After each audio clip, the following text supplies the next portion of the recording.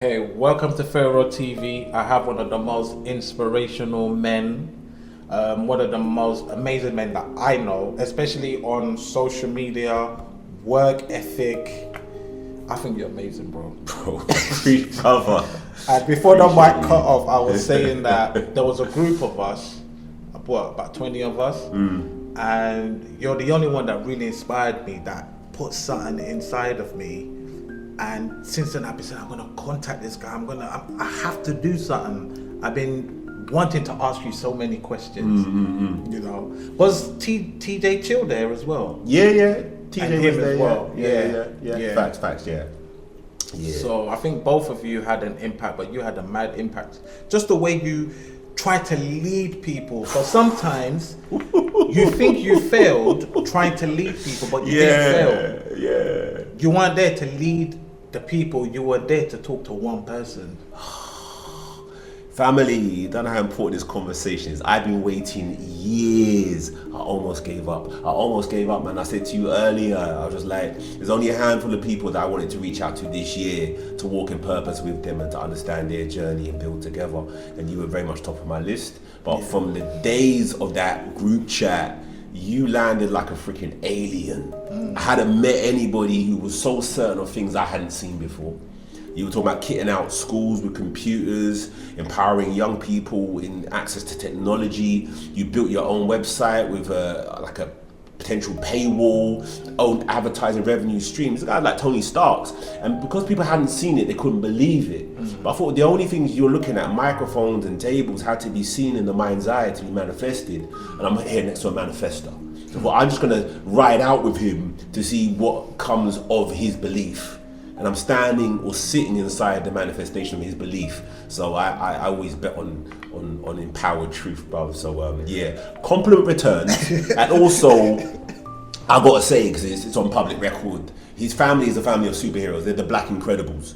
Like, you know what I mean? I've seen his children in the battle rap, but positive rapping, and his missus is just like, dope singer, entrepreneur. And I just think to myself, this is like evidence of what I would like to say is Black excellence to the world. Not just for us internally to be proud of us, but for the world to see this is the original behaviors, bro. So introduction's done, man. Like, Boy, you know salutes. what? Most people, I like interviewing them, but for you, I think it's gonna be more interviewing, but actually just congratulating you, because I don't think a lot of people congratulate people for what they do. Word. Not a lot of people are positive. Before we even go anywhere, like your Instagram, it feeds people's soul. Like, so many times you post something and it goes in. Jeez. But it's like sometimes people post one or two or three, and then they post negative, but all your posts just goes directly to the heart. What is that about? Like, are you that positive that every post is so strong? Like, it's like you're trying to get into people's soul. What is that about? I'm trying to remind myself, I think the greatest people experiment on themselves first and then learn through the experimentation what's right for the world. I had a primary requirement to have more positivity in my visuals, in my audios, and in my circle. So my own life was surrounded by people that I admired or found inspirational. And when I looked at doing BMT, which was my platform, BMT Stories, was a live event space where we were telling stories to an audience. But when we use social media as a means to market the brand, I realized we couldn't just do adverts. So it's like, if we can't just advertise, what do? Well, we tell Black men's stories to online audience. And since I didn't have a wealth of filmed content, it was about trying to find stories that were already in the world and curating those stories. It's tiring, it's hard work, it's demanding. Everyone knows on social media, like, bad news travels around the world 3 times before good news even gets out of bed. So I always knew that my hard work wouldn't pay off immediately. But what you don't get in reach, you get in depth. So you can maybe reach a quarter of the people through the content, but you reach them in very profound ways. Content that brings people to tears, brings them out of depression, drives them to be forward thinking, makes men think about what it is to be more appreciative and empathetic towards women, rebuilding friendships. Content with deep emotional reach and a message can empower people to be their true selves. And the platform, I have done content from the beginning. I passed the baton to another person who did so much work, and I realized when I let go to build a brand that I would sometimes go back on the platform and I'd be brought to tears or moved to a big smile just sitting on the train. I thought that's the power of what we're doing, and I've continued to try and find people to help do that. Have you ever felt the need to compromise? Did you ever feel like, oh, I just want to post this and Sure. it's negative? I tell you what it is. I'm a hip hop fan. I'm a hip hop creator, hip hop ambassador. This is my super organic brand, and we'll talk about it. My thing is high vibration content, high vibration music. It's not about always being good or full of love. We need to transmute all experiences and point upwards. So when the whole Chris Rock, Will Smith thing happened, like everyone was posting the clip, and I was like, oh man, we got such traction. If we post this clip early, we're gonna get numbers. But there's nothing positive in that immediate circumstance. But the deeper meditation, when we're looking at Chris Rock's reaction, why we speculate Will Smith did that, what Denzel did in that moment to tell him that in your moment of triumph, people try to rob you. And then we pretty much did long format essay to explain our thoughts and feelings. And we thought we'll take the secondary audience, the audience that want to digest the meaning post-experience. And it did good. So I think people trust us. You will never be traumatized intentionally by coming to our platform. Hopefully uplifted, always educated, and definitely inspired. What drove you to that? Like, why that route? Because that's the hard route. Sometimes that's the hard route, to be positive, to be inspirational, to not do what is going to bring the numbers is the hard route. Why did you go the hard route? We've got to look at two versions of the story. One is the terrain through your eyes, the other one is the GPS. So if I always drove my car looking for the least traffic and the smoothest road, I'd roll constantly. But if you ask me where I was going, the answer is the easy path. But when you look at the sat-nav version, the sat-nav says you got to get here, and some of the routes red, and some of the routes inclined, some of the routes tricky. You got to go around, and you're like, well, that's my destination. I've identified where I'm going. So when the car's bouncing on gravel, or you're going around, or you're stuck in traffic, you're still going the right direction. So my mantra was forward is the motion, the path is negotiable. On my good days, it's clear. On my tough days, I'm just stuck in traffic on a hill, looking at smog and going, this don't feel good, but the destination feels right. So we need help and encouragement to get us there. But I'm more afraid of taking the easy route and having to drive all the way back again. Do you feel appreciated? That's a loaded question. And you know why I'm asking, but I'm going to try and ask the question in a different way. Oh man, he's giving me time to think, you know, because that's a very loaded, the different way I'm going to question, ask you is, do you actually feel appreciated with everything you have? Because you have amazing set of skills. You're very organized. You're very hardworking. You come as a package, unbelievable package. And as you've landed in our community, do you feel appreciated? And why are you going to give the answer you're going to give? There's an emotional answer. I think it's going to be a conversation about duality. Always. There's an emotional answer and there's a spiritual answer. On a bad day, it's an emotional answer, because when I feel appreciated like I do now, I'll be on the high vibration and I'll get bumped by somebody on the way to the station and it will just take my energy down, you know? Or I'm feeling super low and I'm like, I deserve better, you know? So it's an emotional answer. The spiritual answer is really simple. Like, if you are creative in service to the creator, if the creator is not valued and appreciated by the 9 billion people on the planet, I'm in a queuing system of gratitude. There's a constant force that constantly allows us to wake up and breath to flow through us and the sun and the planets to revolve. I don't have any control over that, but I don't even show gratitude every day. So if greater forces don't receive gratitude, the closer I get to greater forces, the less gratitude I'm probably going to get. So that's almost the walk of being a spiritual human being. I think you've got to check in. Fellowship's important. When I have kings like you in my square, we can have solace in difficult times and we can build triumphant outcomes. So yeah. I'll tell you something that I do every morning when I wake up. I take out my journal, I put God, and I write 5 things that I'm grateful for that morning, and then I write 5 tasks that I'm going to accomplish on that day, and that is the first thing I do every morning before I look up my phone or nothing. So that way it just puts me in that I'm always thinking positive. I read books positive. So just to say that's a major key. I wake up, I did it this morning, I try and think of 3 reasons to be grateful that I've opened my eyes, and my mind wanders. When I think of one, it goes off in a different direction. I got to pull my mind back to get to number 2, and I won't get out of bed until I've done 3. And I was thinking of tasks today, so I think that's a beautiful way of doing it, man. Yeah. And I don't put my mind on autopilot. Yeah. I don't let my mind just roam. I don't do that anymore. I concentrate on what I'm thinking about. I'm aware. So sometimes if I'm thinking negative, I know, I pull it back. I'm mindful with what I think. Just the books I've been reading. I read a lot of books, and these are gems that I've picked up. And I love words. Like my dad was a words guy. Yeah. Like he was a teacher, way advanced. Like he got pulled out of class to become a teacher of classes, you know. And I think retrospectively it was a gift, but he gave me this word called extemporaneous. Extemporaneous. Yeah, and I was like about 8.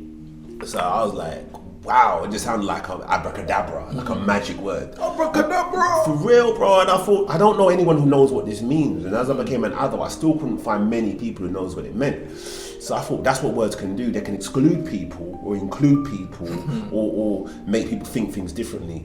And it's only later on I realized I became extemporaneous. I said the word so much I became it. It's to speak on a subject with mastery that you don't require script.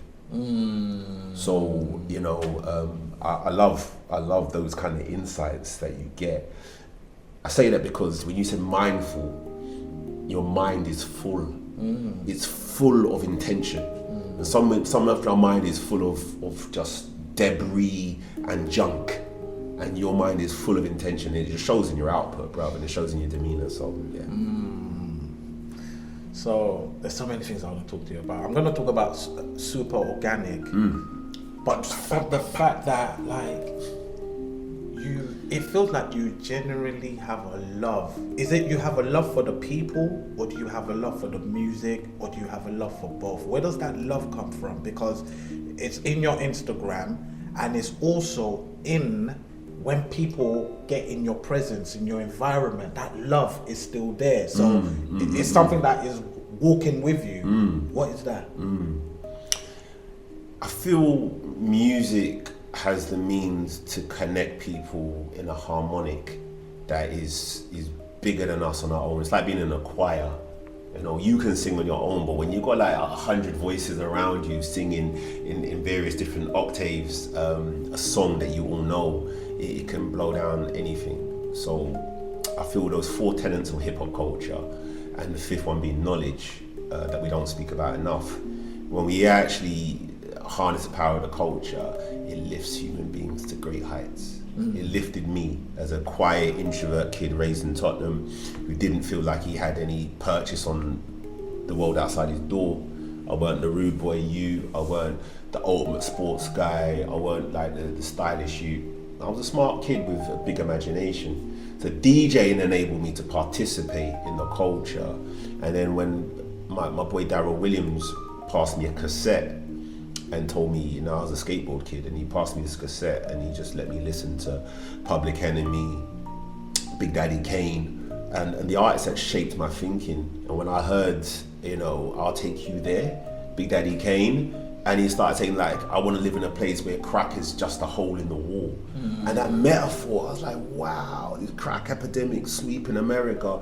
This guy turned the word crack into just some kind of fought in a house or something, you know. I was just like, wow, words are powerful. NWA said F the police, and I was experiencing that police pressure that a lot of youths experience, and it gave me freedom just to hear someone say what I was feeling. So I wanted hip hop to do that for me, and for me to do that for hip hop, you know. And I've never stopped awakening people to the power of a culture that has been attacked and reduced by protagonists who have made it into something which is none of the elements. This greed culture, materialism is symptomatic of success, but it's not a tenet of the culture. There's so much I want to say regarding that. I don't know where to take it to. I have to remember, I'm going to write this down. So the first thing I wanted to say, based on what you just said there, is going back to hip hop. Yeah. For me, it feels like the spirit of this thing was already there. Oh, yeah. And it didn't have a lot of the competition and a lot of the muck that it has now. It was just a loving thing, you know, in Africa when they were dancing, because hip hop is African. It came from Africa. The dancing, everything. They just came and branded it and named it and called it hip hop. I've done a lot of research. I saw break dancing before hip hop came out. I've seen all of that. I've put videos out on it. And my experience when I was rapping at 14 was that, because I started rapping in Nigeria. I went on a trip, I went to a school, I was just rapping. I don't even know what I was rapping, because I came from England, I was there. I don't even think I was saying words sometimes. But they were just like, whoa! And the love of it at 13, 14. And I started doing gospel. And that was love as well. Like people appreciated it, because there was no gospel rap when I was doing gospel rap. There weren't really, it wasn't a thing. But then when I came into the hip hop now, UK hip hop scene, it was different. It was very, it was negative. It was nice, but it was negative. It was a lot of, we don't like you, you're not coming in here, we don't like what you're doing. That's what I got. Have you ever felt a barrier that you were being pushed back? Because that's the story of my life, but have you ever felt like you were pushed back? Am I going deep? Yeah, right. Tell me about it. All right. Firstly, like, flowers to you, bruv, for being a pioneer of gospel rap. Like, you needed to take a pause and just make a note amongst the many things this guy's done. But I'd like to be kinder to the culture and just not reflect back what it offered. You know, and for me, we were the first. People don't realize, I think we were the first country really to take hip hop outside of America and synthesize it into things that were globally valuable. You know, look at Slick Rick, like what he brought to American culture. The guy from South London, you know what I mean? Like, and he went to America, did his thing. Moni Love did her thing. And a lot of the rappers who were rapping in the original rap, which is an American style, still had global success with their music. It took Rodney and you know, Bionic, London Posse to get us right in terms of accent and approach, and gigs and everyone else post to being beneficiaries of that wrestling match to get vernacular and intonation and flow correct. But I would say, because we were the first, there was lots of insecurities how to be British rap, you know, and people were not kind to each other in the process, I think, through that insecurity. And in a weird twist, I've really never said this before, those splinter groups that happened when, let's say for instance, when the rappers got tired of trying to compete with America, some of them broke away and did jungle. So MC Det, who's a friend of mine and a collaborator, he saw LL Cool J come up on that radio. You know, he was at those shows. He was a hip hop diehard fan. But when he saw this jungle thing emerging, he said, let me use my voice in this avenue. And he became iconic. And then you got the Masters of Ceremony and them man. So when the garage thing jumped off, they jumped into that. Hip hop is a breeding ground in the UK for greatness, but not a place to display it. And we've seen that time and time again. Lyric L jumping to Broken Beat, you know, Maxi Jazz, Faithless. Whenever MCs from the firmament go into other genres, they excel beyond comprehension. But those who stay suffer as a consequence. So what are you trying to do? Nothing. What are you trying I'm to trying to do nothing. Super I am organic doing. Is Trying doing. is failing. Trying is failing. I will do it, and then the world will review it. You've done it. I've seen it. And I've done it as well. You've done it. you Tell me know. about that. Tell me with the heart of it, like the love, the heart of it. Super Organic's a rebirth. It's a rebirth in every sense. It's a rebirth of my love for making hip hop. Mm-hmm. We made a short film that's it's going to be out there if not already. And for me, I needed a motivation to go back into the lab and create. Anyone knows about creativity, it doesn't obey the rules of time and space. Creativity, you could sit in a little box room with a computer and lose 15 hours of your life and not even need the space. Food, you don't even need a break. You can get lost in that dimension. And Ye had a lyric about making beats for so many summers, I deserve to do these numbers. And I remember that because I miss barbecues, weddings, dates with girls, different things, because I was so in the basement making this music. And when it didn't pay off, it was traumatic because I had success, we had a record deal, had #1 videos, had big collaborations, worked with big names, but it didn't equal a long-term success. So I had to kind of heal from that. So the rebirth is to come back into hip hop healed and to bring the resources to have that hip hop that got me involved in the first place. Yeah. But you know something I would say though, like regardless of, I don't know your trials, I don't know your tribulations, I don't know what you're going through, but it's definitely honed your character to be like gold. Like your character is beautiful. Wow. What you've given is beautiful. Sometimes people say it, they might not say it, but it's having an impact. And I think that's what's kept me going. The impact is more important than the numbers. I mean, how you like, feel? Bro, this. I gotta go in on you. I gotta go in on you. All that love. Are you ready? All that love. So does it transmute? Does it transform into a woman? Is there a woman there who's getting all this love that you're giving out? Because that's the last stage. You got the love for the people. This podcast is Easy in this element. It's the love for her. Let me just say, like, firstly, like, oh man, I got to speak truth out on this thing. Like, one of the big compliments I paid you at the beginning of the podcast was how I've seen you through our friendship and through socials, how you've grown your family, and how you put them as a priority in a very unique way. You've made them part of your story. They're not like what you do after you work. They're very much part of your vocation. And for me, like, you know, I've been in my situations, been in things, but my devotion to my craft has superseded a lot of that. And I've almost like said I used to love her. Like, I've loved creativity and hip hop like it was my lady, you know. So yeah, I think 2025, I'm definitely, it's all about balance. So, you know, your boy's out there, man. He's out there, and I'm looking for that high frequency relationship where I'm able to shine and ensure that she shines, and we create something even more great. So that's the energy of manifestations in that this year.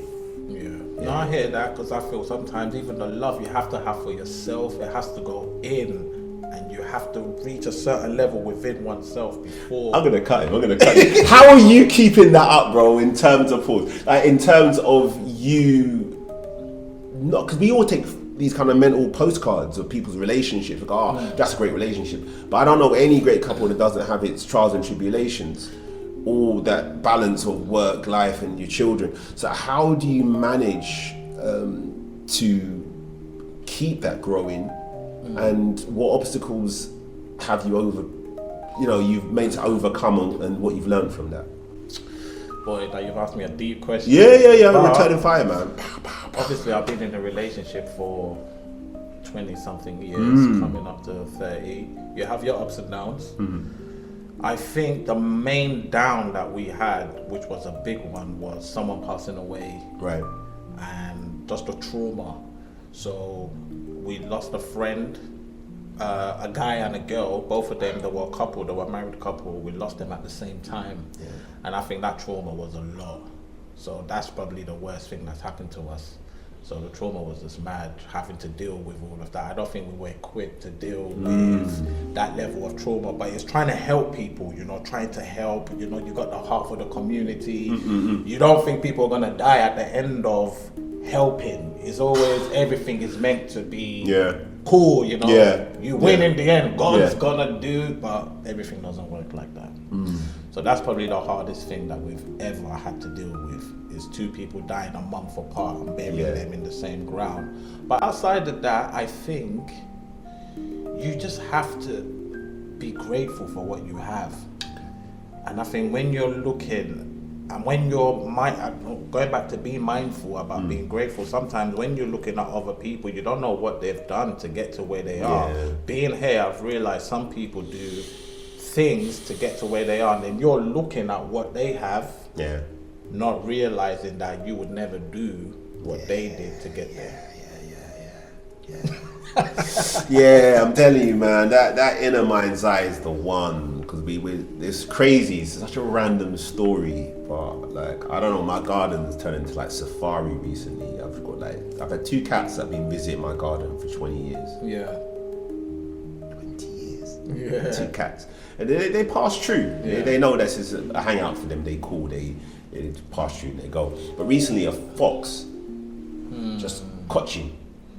First he passed through, then I see little baby foxes. But long story short, I went out into the garden to go and sit down and have a coffee, and the fox just looked at me. And I looked at him and said, I live here. Like, I'm using my garden. That's a bit cold, but I'm using the fox, like, trying to size me up. And eventually I thought, you know what? As long as this fox don't do a madness, I'm cool. We all cohabit this planet. And the fox is sizing me up. And the thing that I would say I learned from that little engagement that's relevant to the chat is, once the fox had decided it would risk being around me, and I decided I'd risk being around the fox didn't look at me. It listened. And that's the thing I think we need more of. Like, we always watch face, or we try and see what people are about. The fox listened, he just curled up, and every time I moved to grab my phone or do something, he looked at me just to check what I was doing. So that's my philosophy this year. I'm not watching face, but if you make a move, I'm just gonna check. Okay, cool. Let me understand what you're about. But listening, our keen senses to hear is like intuition. So I'm being more intuitive, which is why I just, when you hollered at me today, it was like random, and I literally just for whatever plans I got, these are the plans. Do you have New Year's resolutions or goals? Nah, I didn't. What I did was just release. Anything that I was carrying that was heavy, I wrote it down, and as the clock struck, I just pretty much lit that piece of paper. I just let it go. I don't need that carrying into 2025. You got a documentary and you got the album. Tell me, what's going on? Super organic. Yeah. High vibration hip hop, mainly from that golden era, spoken word and jazz. And in that melting pot, we've made a movement 2 years deep. And then the harvest and fruits of that is a documentary that tells our story over the past 2 years, filmed on phones and cameras and whatever. Shout out to George Malmesbury, aka Porge, who shot, directed and edited Proper G, and he's one of the producers on the project. The mixtape, super organic, Taylor the Tape, for me, it was time for a new chapter. Why not have a night that, instead of it just being bare MCs, singers, rappers, why don't we curate the night? So I booked studio at a place called The Halley, and I asked this community of creatives to come through on a rota and drop bars, listen to rhythms, collaborate, create, share songs. And out of that, I curated a mixtape, and it's a tape. That's a proper cassette. We made a mixtape for like a kind of a love of the roots of the culture, and it's also digital. You can get on SoundCloud and other places. And then we did a second anniversary night as part of the London Jazz Festival. So I want to hit people from all angles, live experience, online, physical assets, and a film to bring people closer to the heart of what we do, which is using hip hop to uplift, educate, and inspire. Okay, I'm so glad you said education and inspire as your last words, because I'm going to say, you did the tape, beautiful. How does AI, what's your views on AI? Because I know exactly what's going to happen, which I feel But what is your views on? I don't have a view, man. I'm asking you. Like, he could even say it on camera. He knows the answer to all the questions. He's testing me. Like, just know what you know in life. Like this AI thing. Like, I'm not even behind the curve. I'm discovering the curve. Like during the break, that we had for New Year's, I was just doing my due diligence, checking in to see where the game had got to. How you can take vintage photographs and make them 4K. But I'm looking, I'm like, oh, you don't look like that. Like, it's kind of reimagine that person's face. I'm looking at the limitations. I'm looking at how we're separating sounds, using AI to separate audio frequencies. And clearly at this particular moment, time-stamped, beginning of January, you could take a photograph of us now, like this, and then you could put that through a program and it could animate it into what we would possibly be doing in that photograph. That's mind-blowing. And they're hiding bare stuff. That's the commercial shelf, that top shelf material that is either in the lab or in another country or in your brain likely. I can't even imagine, bro. But let me say this. Have you noticed that not a lot of people are doing it though, within your circle? Bro, I'm trying to take on that alien energy that I learned from you. Be the outlier in your circle. You know what I mean? Be the one who's willing. Remember, there's always one brethren who never left the ends. Never left. Ain't proud of it. Bro, anyone walk down the street, I see him, I know him. I know what's going on in that house and that house. It's great local knowledge. There's always one G who was always somewhere else and then coming back again. Be that one. Go and have a look at the world, the digital world, the physical world, the spiritual world, and then come back and then show people there's more. You know what I mean? That's part of the walk for me. But now it's an exciting time. What I try and do is stop being blinded by the potential of that new light and look back to the times when that would have happened in my lifetime. 2000, the birth of the internet. And someone said it's like that bright flash. I was in it. I was with a brand that we secured 3 million. Like, I was in it. We got 3 million. We moved to a spot in Victoria. I'm this young cat dressed in my hip hop clothes, and I'm interviewing Jill Scott and Dead Prez and Rare Tear. And I think my life is set. But then what happened? That .com bubble burst, and everyone said the internet is a fad. But then it took on its true form. And that's what's happening now. This AI thing and crypto. It's the future, oh my God, burst. And then it's now taking this new form. The smart people see the ebb and flow, and they're not perturbed or put off by the undulation. They know the curve is going towards change. The Gutenberg press was before my time, but people were like, the printing press for books will change the world and put knowledge in people's hands and this, that, and the third. We laugh now. Printing things you can do in your yard. So what is transformative becomes normal. But once it's normal, who are the new stakeholders? And as people of colour, if we're going to put that into the conversation, we are so emotional. We ride the emotional curve of change, but we don't always ride the administrative and kind of ownership curve as well. We want to be on the cover of the book, not printing the book. And my last question to you: yourself. You're standing here at 16, and you're right there. You've gone in time. You've gone forward in time, and he's come forward. What would you tell him to yourself at 15? You were right. You were right all along, man. Every young person is born, every human being is born with this rich, fertile imagination and a DNA code that is specifically their code. And this education system and the current cultural rituals seek to rob you of that identity. And it's a swift exchange from this beautiful possibility to a really standard product. The world is full of people who've been rebooted into standard format. And I just would wish people to have that reboot. And that 16-year-old Adam is quirky as hell. Please believe. I used to go out with 2 different colour trainers on. Is it? Yeah. Jeez. Like different colour trainers. Not because I was swaggy like that. It was more because I was a skateboard kid. You're a skateboard kid? Skateboard kid. I used to listen to rock music because that's what was popping for skaters. skateboard kids. Right, for skaters, but hip hop was in the other ear, but it weren't that skateboard P era.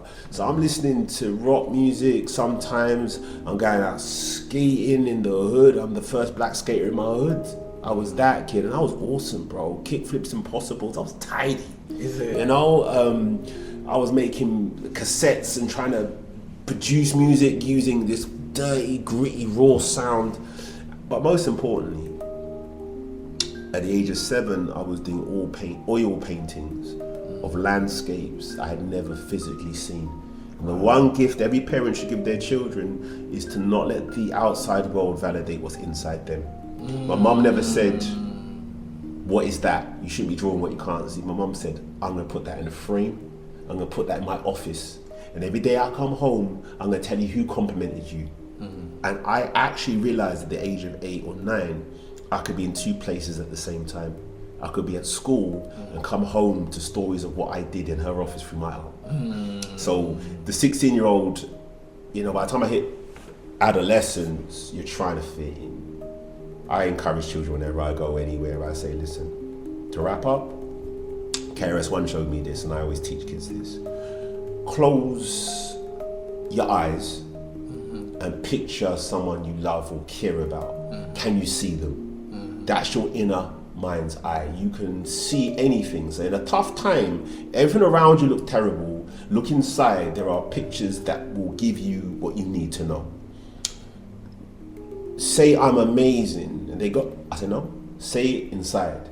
Shout it with your mouth shut. And I make a whole room of 200 children shout it. Amazing! There's always one kid who does that. There's always one. I was like, no, do it in your inner voice. So once I calm down Femi, then they all comply. Yeah. So we can speak. That's affirming. And I say, listen, how many voices run through your head telling you can't do something, that you ain't shit, that you're an underachiever, that you're not worth it? Find the voice that says you're awesome, that you are amazing, and speak it to yourself silently. And the third thing was, hear a song you love. Can you hear it in your ear now? I'm listening to beat nuts in my head right now. Like, you know, I can hear it. So if you can hear and see and speak without having to operate in that dimension, this internal dimension is valid and it's super important. I said that was the last question, but I think this one is so important. So important. What are you going to tell yourself in 5 years' time? Because you know what? You're going to end up watching this interview over and over again. And you're going to watch it in 5 years. You're going to forget that you're going to watch it in 5 years' time. And what are you going to say to yourself? You have to give yourself, in the next 5 years, a message. So when you're down, when you're feeling a certain way, you're going to hear yourself talking to yourself. And it really... So is this the me in 5 years' time? Yeah, what you're going to say to yourself. Because you know you're going to keep watching this documentary. It's going to go online. Yeah. You're going to watch it. Yeah. So I want you to talk to yourself for when you do watch it, when it comes out. All right. Who knew I'd be starting my year off like this? But you know what? I wouldn't want it any other way. Right. This is future self talking. Yes, right this is you now. talking to you. Future self is saying... Hold on. that we are the light, number one. You see how the universe works? Like as soon as future self turned up, all the lighting changed. Gee, baby, you're gonna come back to the future. Right. So future self is saying it's all done. And that I'm glad you believed in it from the beginning of the year, because it needed you from now to manifest it. It was always waiting, and now it's happened. Be grateful for the fact that you have no more need, that you are beyond need. You have your cup overflowing, and you'll just pour into those who will pour into others. That the legacy work has begun in my lifetime. I'm seeing people I've help people, or people I will never meet, and they will never know I've helped them by helping someone else. So I don't even have a need in the next life. And as far as the DNA, that is sacred, and it's passed on to those people who will honor the intention to keep giving up. There's a war going on outside no one is safe from. There's a war to contain people, and there's a war to liberate people. And I'm fighting to liberate people so they can liberate others. And if you're my brother or my sister, then you are by my side at this present moment. So yeah, here we are. I see waves, I see giant windows, I see comfort, and I see all of it being earned and passed on. So yeah. And family, yeah. My lady's there too. I can't miss that out, otherwise she's mad at me. She's like, she's watching film, guys. So you didn't manifest me, no? Yeah, you manifested too. That, and the life that surrounds that, you know, blessings. That's it. I didn't even write nothing down. That's when someone's come on. What a chat, bro. Like, listen, man, That's it. Gee, you've been a blessing, man. Thank you for watching.